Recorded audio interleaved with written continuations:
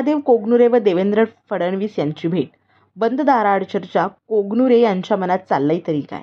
महाराष्ट्र राज्याचे उपमुख्यमंत्री देवेंद्र फडणवीस यांनी एमके फाउंडेशनचे संस्थापक अध्यक्ष तथा सागर सिमेंटचे मुख्य व्यवस्थापक महादेव कोगनुरे यांनी सोमवारी हॉटेल बालाजी सरोवर येथे भेट घेतली.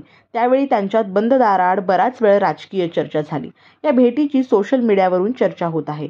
यामुळे महादेव कोगनुरे हे भाजपात प्रवेश करणार की काय याची चर्चा आता एमके फाउंडेशनच्या कार्यकर्त्यांतून सुरू आहे. या चर्चेमुळे महादेव कोगनुरे यांच्या कार्यकर्त्यांचा उत्साह मात्र अधिकच वाढला आहे. कारण गेल्या अनेक दिवसांपासून महादेव कोगनुरे यांच्या भूमिकेकडे संपूर्ण दक्षिण सोलापूर तालुक्याचे लक्ष लागून राहिले होते. मागील काही दिवसात सोलापूर लोकसभा महाविकास आघाडीच्या उमेदवार आमदार प्रणिती शिंदे व महायुतीचे उमेदवार आमदार राम सातपुते या दोघांनीही महादेव कोगनुरे यांच्या घरी जाऊन सदिच्छा भेट घेतली होती. यामुळे कोगनुरे हे काय भूमिका घेणार याची उत्सुकता कार्यकर्त्यांना लागून राहिली होती.